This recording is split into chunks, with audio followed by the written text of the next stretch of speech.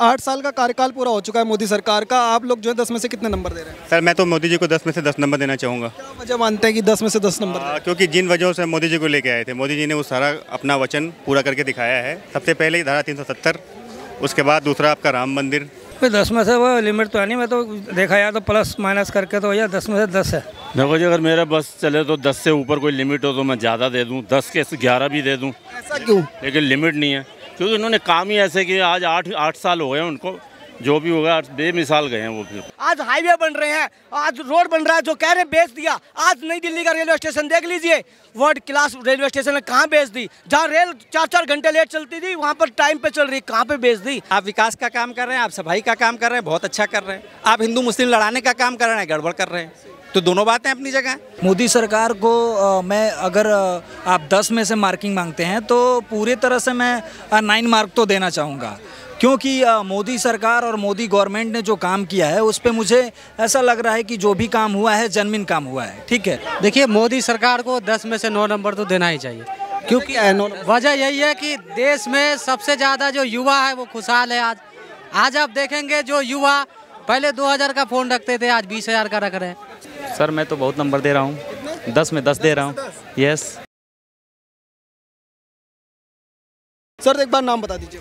Sir मेरा नाम अमित पांडे है और बेसिकली मैं देवरिया से हूँ, और देवरिया उत्तर प्रदेश से। और बताइएगा कि मोदी सरकार के जो 8 साल का कार्यकाल पूरा हुआ है, आप लोग 10 में से कितने नंबर दे रहे हैं मोदी सरकार को मैं अगर आप 10 में से मार्किंग मांगते हैं तो पूरी तरह से मैं 9 मार्क तो देना चाहूँगा, क्योंकि मोदी सरकार और मोदी गवर्नमेंट ने जो काम किया है उस पे मुझे ऐसा लग रहा है कि जो भी काम हुआ है जेन्युइन काम हुआ है। ठीक है, ग्रामीण परिवारों को जन धन योजना से जो जोड़ा गया, करोड़ों की संख्या में खाता खोले गए, और खाता खोलने के बाद जिसके पास जो बुजुर्ग महिला पुरुष और अनपढ़ थोड़ा सा थे, जैसे शिक्षित नहीं थे, कुछ 5-10 ऐसे पढ़े थे, लेकिन उनको ये नॉलेज नहीं था कि हम बैंकिंग सेक्टर से कैसे जुड़े, अपनी सेविंग अकाउंट को कैसे बचाएं।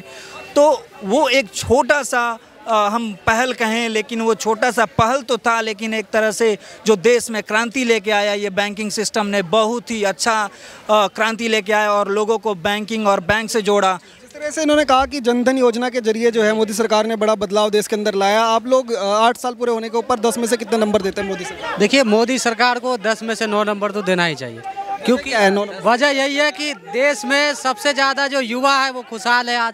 आज आप देखेंगे जो युवा पहले 2000 का फ़ोन रखते थे, आज 20,000 का रख रहे हैं। आप देखेंगे अच्छे अच्छे कपड़े पहन रहे, घूम रहे, विदेश जा रहे हैं, तरक्की हो रही है। युवाओं का सबसे ज़्यादा विकास हुआ है इसमें। जैसे कह रहे हैं युवाओं का जो है सबसे ज़्यादा विकास हुआ मोदी सरकार में। तमाम विपक्ष के नेता है, राहुल गांधी हो, केजरीवाल हो, लगातार एक ही चीज़ कहते हैं कि मोदी सरकार में आई तो बेरोजगारी हो गई है, युवा जो है देश का बर्बाद हो गया, सब कुछ जो है वो बेच दिया है। ऐसा नहीं है, युवा आज जो है खुशहाल है। पहले मैंने भी कहा ना कि पहले जो है 2000 का फ़ोन रखता था युवा, आज 20,000 का रखता है। खुशहाल है तभी तो रख रहा है ना। ये क्या नाम आपका? शिवम तिवारी नाम है मेरा। कौन सी जगह से रहने वाले हैं? मैं देवरिया से रहने वाला हूँ। 10 में से कितने नंबर दे रहे हैं मोदी सरकार को 8 साल पूरे होने? सर मैं तो बहुत नंबर दे रहा हूँ, 10 में 10 दे रहा हूँ। यस। क्या वजह है? वजह ये है कि मोदी सरकार आए, बहुत हमको अच्छा लगा। हर चीज़ काम क्या किया ऐसा जो आपको पसंद है? काम उन्होंने ये किया कि पहले तो अयोध्या में मंदिर दिवाया, निर्माण कराया, बहुत अच्छा का जो बहुत सालों से पेंडिंग में पड़ा हुआ था।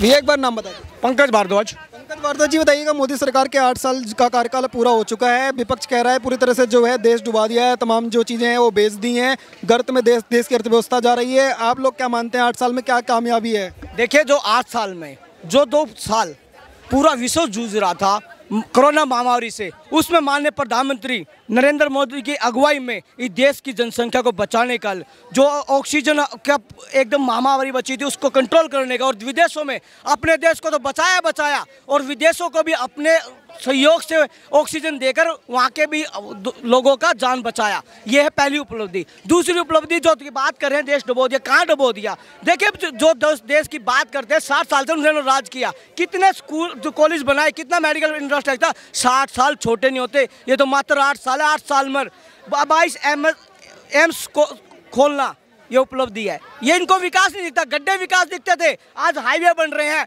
आज रोड बन रहा है, जो कह रहे हैं बेच दिया। आज नई दिल्ली का रेलवे स्टेशन देख लीजिए, वर्ल्ड क्लास रेलवे स्टेशन है, कहाँ बेच दी? जहाँ रेल 4-4 घंटे लेट चलती थी वहाँ पर टाइम पे चल रही, कहाँ पे बेच दी? कौन सा विकास की बात करें? जो इनके आंखों पे टिट्टी बंदी है उनको दिखेगा नहीं, उनका राज गया है, उनकी बुद्धि भ्रष्ट है, विपक्ष बौखलाया हुआ है, विपक्ष का काम नहीं है बौखलाना, उनको इस देश में आग लगाना। देश की जनता समझदार है, पढ़ी लिखी है। अब धारा 370, 35 है, ट्रिपल तलाक, ये जो मुद्दे थे मोदी जी ने खत्म करने का प्रयास किया था और किया है, और मोदी जी का विश्वास जनता में है। और होती तो नहीं कर पाती, कब किया उन्होंने? तो किया है, क्या है? आप एक बता दो, एक काम किया जो 60 साल के में, एक बढ़िया सा काम बता दो। राहुल गांधी का मैं नाम नहीं लेना चाहता, कांग्रेस का मैं नाम नहीं लेना चाहता, ना मैं उनके पढ़ाई कुछ बात करना चाहता। जो खुद डूबे हुए हैं उनकी बात करना, उनको फेमस करना मेरा काम नहीं है। जो माननीय प्रधानमंत्री जी बने हैं, जो उसने आप जो विपक्ष चिल्ला रहा था पेट्रोल पेट्रोल डीजल डीजल, अरे जहाँ उनकी सरकार है, जो कांग्रेस की सरकार है, उन्होंने क्या किया है? 1 रुपया 2 रुपया कम किया। मोदी जी ने 130 करोड़ की जनता, मोदी जी एक प्रदेश का नेतृत्व तो नहीं करते, पूरे देश का नेतृत्व। 23 राज्य हैं, अलग अलग है, बाढ़ आई है, गुवाहाटी में बाढ़ आई है, असम में आई है, वो एक देश चलाते हैं, एक राज्य नहीं चलाते। उन्होंने 9 रुपये डीजल पेट्रोल पर, 7 रुपये डीजल पर एकदम सेस कम किया है। और सरकारें क्यों नहीं करती? जो बात करती महंगाई की, उसमें क्यों नहीं कंट्रोल किया उन्होंने? 60 साल छोटे नहीं तो हमारे गांव में कहावत है, हमारे बूढ़े बताते हैं हमने 60 पैसे का भाई घी खाया, अरे हम तो 700 रुपये खा रहे हैं। तो महंगाई आई है, तो ऐसा इम्प्लीमेंट बना है। और जो किसानों की बात करते हैं, जो केजरीवाल किसानों के लिए पानी का टैंकर, पानी की बिजली दे रहा था, पंजाब में लाठियाँ बाज रहा है। ये सब जानती है जनता, जनता एक बार ही बेवकूफ़ बनती है। जनता जनार्दन, जनता भगवान है। मोदी जी को 10 में से कितने नंबर देंगे 8 साल? देखिए 10 में से 10 है मोदी जी का, जो उनकी विदेश नीति है, जो आज देश का, मैं आज कल रात को एक अध्याय पढ़ रहा था, जब हमारी देश की प्रधानमंत्री कांग्रेस की थी इंदिरा गांधी जी, जिसको दुर्गा नारी का ये शक्ति देते हैं, उन्होंने तो काम किए। अमेरिका में गेहूं लेने गई तो उनको भिखारी बोला। आज हमारे देश की इतनी ताकत है, हमारे अन्नदाता की इतनी ताकत है, किसानों की आज इतनी ताकत है, अपना तो पेट भरे भरे, अपने देश का तो पेट भरे भरे, आज विदेशों को भी गेहूं निर्यात कर रहा है, उनका पेट भर रहा है। ये हमारे देश की ताकत है, किसानों की ताकत है। अरे भला है इस देश का, जहाँ रामलीला मैदान में जय जवान जय किसान का नारा माननीय लाल बहादुर शास्त्री ने दिया था, ना तो इन्होंने अनाज भी मंगाया, इन्होंने तो मलाई चखी है। आज तक कभी दाल उगवाने का कोई नहीं। 47 में हमारा देश आज़ाद हुआ था, कहाँ होता था गेहूँ? जो कांग्रेस विकास की बात करे, गेहूँ भी नहीं होता था हमारे देश में। हम तो सच्चा नमन करते हैं उस देश के प्रधानमंत्री को, उनका सच्चा नमन करते हैं उसके परिवार को, जो अपने देश के लिए नचार करके आज जय जवान जय किसान का नारा है। किसानों के साथ, जवानों के साथ इतनी दुर्दशा थी, माननीय नरेंद्र मोदी ने जवानों के साथ दिवाली मनाई है, और जवान उनके साथ सीमा पर खड़े हो। जब हम आज यहाँ बात कर रहे हैं, जवान वहाँ पर खड़े होकर जय जवान जय किसान जय भारत माता की जय करता है। पंकज जी का तो कहना है कि जिस तरीके से 10 में से जो है 10 नंबर दे रहे हैं मोदी सरकार को 8 साल पूरे होने पे, आप चोपड़ा जी कितना नंबर?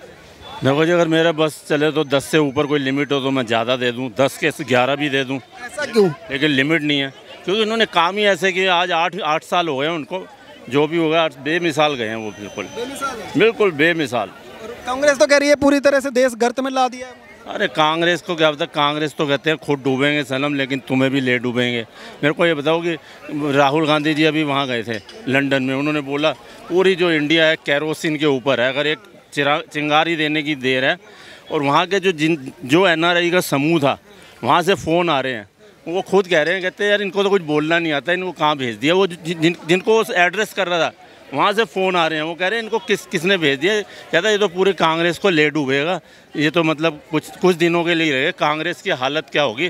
और मुझे ये पूछो कि ये चिंगारी की बात कर रहे हैं, इन्होंने तो भाई कैरोसिन की बात कर रहे हैं ना, कैरोसिन को इन्होंने तो बात सुनो, इमरजेंसी जब इंदिरा गांधी का वो हुआ था, असैसिनेशन हुआ था, उसके बाद तो इन्होंने क्या नाम 84 के अंदर जो दंगे हुए थे, इन्होंने उसमें कैरोसिन भी दब के यूज़ किया और पेट्रोल भी किया, टायरों को भी यूज़ किया। और दिल्ली के अंदर 2000 सिखों को ऐसे इन्होंने बेचारों मौत के घाट उड़ाए, और पूरा ऑल ओवर इंडिया में 10,000 सिखों की इन्होंने जान ले ली। ये तो इनके हाल है। और एमरजेंसी के अंदर 1975 में जब इंदिरा गांधी ने मीसा एक्ट अपने आप इम्प्रूव कर दिया, और कम से कम 900 इलेक्टेड मेंबर्स को जो उनको बंद कर दिया जेल में। और जब 77 में इलेक्शन हुए तो उनको ऐसी ऐसी जगह छोड़ा, किसी को जंगल में छोड़ दिया, किसी को कहाँ छोड़े रात को 2-2 ढाई बजे, ताकि कन्वेंस भी ना मिले। तो ये तो इनका हाल है। और जवाहरलाल नेहरू जी आगे फिर इसी तरह से समर्थन मिलता रहेगा मोदी सरकार को? आप लोग मोदी सरकार को बिल्कुल समर्थन मिलेगा, उनको तो बिल्कुल। देखो जी, सबसे पहले देश की सुरक्षा है। देखो यहाँ पर जब कांग्रेस थी, आपने देखा होगा कि 2008-9 में यहाँ पर कनॉट प्लेस में इतने सीरियल ब्लास्ट हुए थे। यहीं पर इसी जगह आप खड़े हो जहाँ सीरियल ब्लास्ट होते थे यहाँ पर। अब ये बता दो, जब से मोदी जी आए कोई सीरियल ब्लास्ट हुआ? कोई सीरियल ब्लास्ट नहीं हुआ। सबसे पहले देश की सुरक्षा है, देश की सुरक्षा को इतना मजबूत कर रहे हैं। हाँ, थोड़ी महंगाई ज़रूर बढ़ रही है, लोगों का बजट हिल गया, लेकिन बजट हिल गया तो इकोनॉमी भी बढ़ी है, ऐसी बात नहीं है, इकोनॉमी भी इम्प्रूव हुई है। अब पहले देखो पेट्रोल वगैरह जो थोड़ा महंगा हो गया था, जो भी है, अब 9.5 रुपये पेट्रोल का रेट कर दिया। ये धीरे धीरे सब चीज़ें लाइन। अब जो खाद्य तेल है, खाद्य तेल में भी कस्टम ड्यूटी हटा दी। इंडोनेशिया ने पहले पाम ऑयल एक्सपोर्ट करना बंद कर दिया था, हमें जहाँ से इम्पोर्ट नहीं, अब वो भी शुरू हो गया। तो ये धीरे धीरे अरे उनको अगर 30 साल लगातार दिए कांग्रेस को, 47 से लेकर 77 तक 3 साल, अभी इनको 8 साल हुए, कम से कम 30 साल, मैं कह रहा हूँ 20 साल दे दो मोदी जी को, 29 तक तो दे दो, फिर देखना क्या देश की हालत होती है। ठीक है, ये एक बार नाम बताएंगे?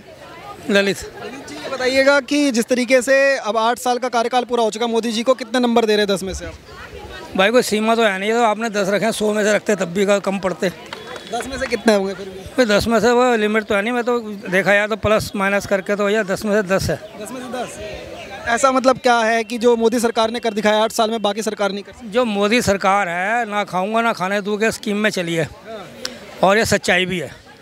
और दूसरा ये है कि जो गरीबों के लिए काम किया गया है, जैसे बहुत जो इम्पोर्टेंट चीज़ होती है शौचालय महिलाओं के लिए, नहीं जहाँ भी जो कहा वो पूरा किया, जो बोला उसे किया। राहुल गांधी कह रहे हैं कि भारत में श्रीलंका जैसे हालात होने वाले हैं, आप लोग मानते हैं ऐसा कुछ है? भाई राहुल गांधी का नाम, हम तो जुबान पे विश्वास नहीं करते, सीधी सी बात है। वो अगर इतने लायक होते तो अब तक तो कोई अच्छी सीट संभाली होती, मनमोहन सिंह कहेगा वो प्रधानमंत्री बने होते। मैं ये कहना चाहता हूँ राहुल गांधी के तो उस पर विश्वास नहीं किया सकता, पर ये हमें अच्छा नहीं लगता जो पढ़े लिखे लोग हैं या अनपढ़ लोग हैं वो भी समझते हैं इस चीज़ को। ये विदेशों में जाके अपने भारत की, इंडिया की बुराई क्यों करते हैं? तो उनका यही रोना होता है भाई किसी तरह से मोदी सरकार को, मोदी को बदनाम किया जाए। इनका जनता जो है वो भरोसा बनाए रखेगी आगे भी मोदी सरकार को? देखो मोदी जी ने काम किए हैं भाई, आपको काम में गिनवाने लगूँ तो बहुत लंबी एक लिस्ट है, बाकी आपको सबको मालूम है। भाई सबसे पहले गरीब आदमी को क्या चाहता है, अकाउंट चाहिए होता है। पहले अकाउंट किसी गवाह और विटनेस के बिना खुलता ही नहीं था, और वो भी ऐसे उनकी शर्तें होती थी, या तो सरकारी हो या तो बैंक खातेदार हो, तो हर कोई हिचकता था ऐसे अकाउंट खोलो देने में अपना।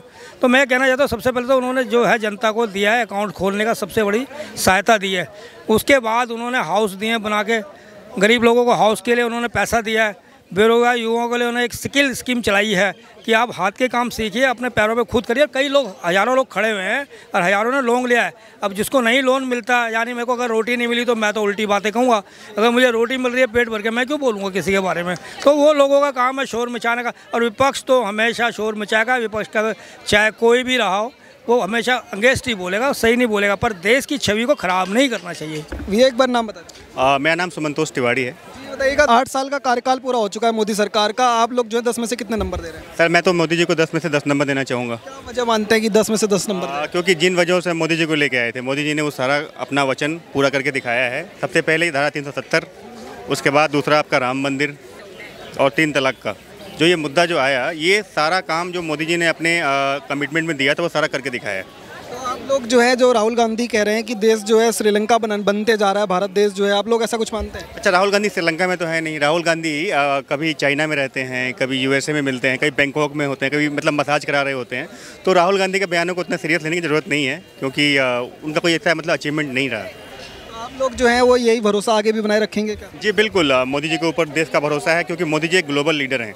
वो एक ग्लोबली, क्योंकि अपने हिंदुस्तान में नहीं, उनकी विदेशों में भी लोग मोदी जी को स्वीकार कर रहे हैं, क्योंकि विदेशों में जहां मोदी जी जाते हैं वहां आपने भीड़ देखी होगी कई चैनलों के ऊपर। अभी एक क्वाड सम्मेलन चल रहा था जिसके अंदर मोदी जी की एक तस्वीर बड़ी वायरल हुई, उस तस्वीर के क्या मायने मानते? मैं सर मतलब वायरल हुई, आपने देखा होगा कि वाशिंगटन में गए थे जब मोदी जी, तो वहाँ पे जो जितनी भीड़ हुई और जिस तरीके से हमारे प्रधानमंत्री का स्वागत हुआ, वो वाकई हमारे हौसले को बढ़ाने वाली चीज़ है।